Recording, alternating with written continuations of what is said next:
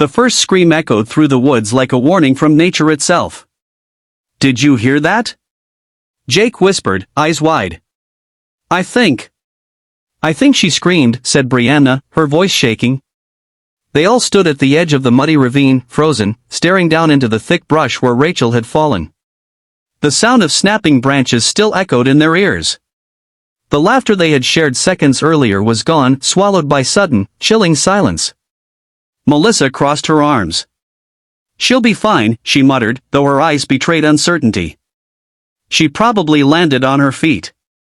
But she hadn't. Rachel hadn't landed on her feet. She had landed on fire.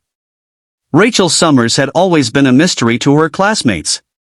She wasn't rich like Melissa or loud like Brianna. She didn't have a football boyfriend like Jake, and she didn't host wild parties like Chase. She just existed. Head down. Books close. Always alone. But that didn't mean she was weak.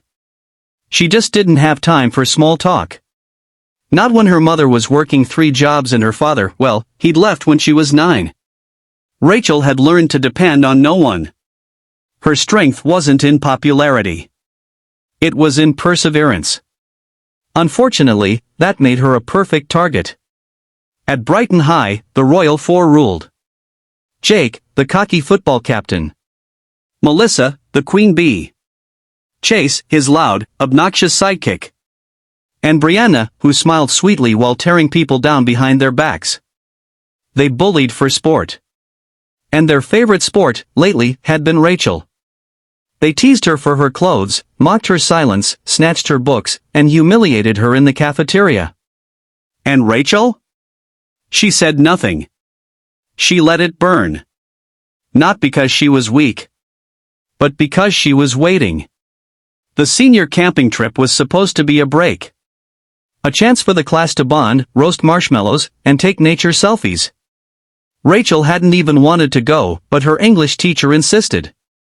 "Rachel, I think it would be good for you. Time away from the stress." Stress? She lived it daily. Still, she went. And the Royal Four went too. They waited until the group was far down the trail, until it was just the 5 of them near a steep slope. Jake grinned. "Hey, Rachel. Ever go hiking with gravity?" Before she could respond, Chase nudged her hard. Rachel's foot slipped on the loose gravel. Her scream pierced the air as she tumbled backward, her body slamming through branches before disappearing from view. They all froze. "What did you do?" Brianna shrieked. Jake looked pale. It was just a joke. But none of them climbed down to help her. They turned and ran. Rachel hit the ground hard, her leg twisting beneath her. Pain shot up her side, but she didn't scream again. Not this time. She looked up at the blue sky through the canopy of leaves and let the pain pass. She had fallen, but not for the first time. Her whole life had been one long, silent fall. But this? This was the last. Rachel's father had taught her how to survive. Before he left, he'd made sure she knew how to track, how to fight, and how to endure. She remembered his voice. "One day, the world will try to break you. That's when you show them what you're made of."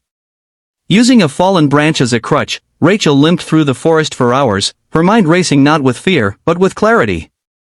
She didn't want revenge. She wanted balance.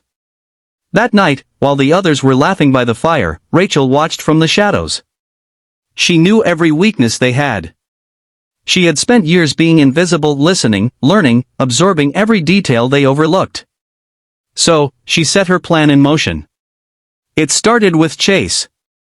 He always snuck off to the lake to wash his face before bed.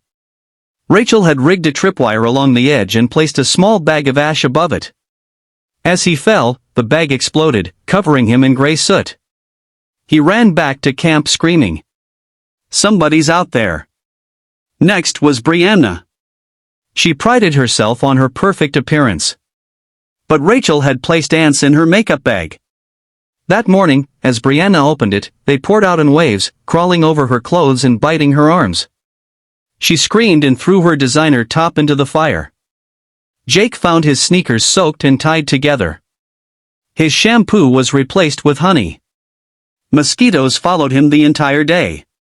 Melissa woke to find her entire tent missing, dragged away in the night and replaced with a message carved into a tree.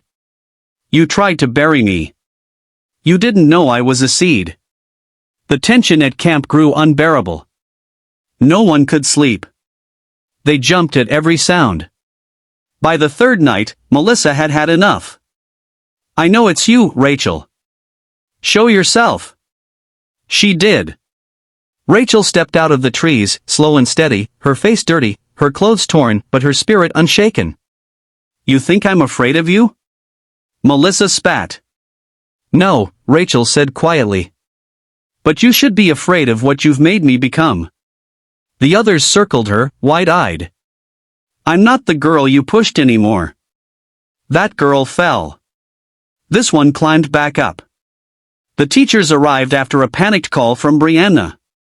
But when they pieced together the full story, the bullying, the fall, the fear, the truth couldn't be ignored. The Royal Four were suspended. Some expelled. Rachel returned to school as something new. Not feared. Not feared. Respected. Final message. Sometimes, being quiet isn't weakness. It's preparation. Rachel wasn't looking for revenge. She was reclaiming her power. She rose from the dirt not to destroy but to remind everyone. Never mistake silence for surrender. Because when the wrong girl falls, she might just rise as the storm.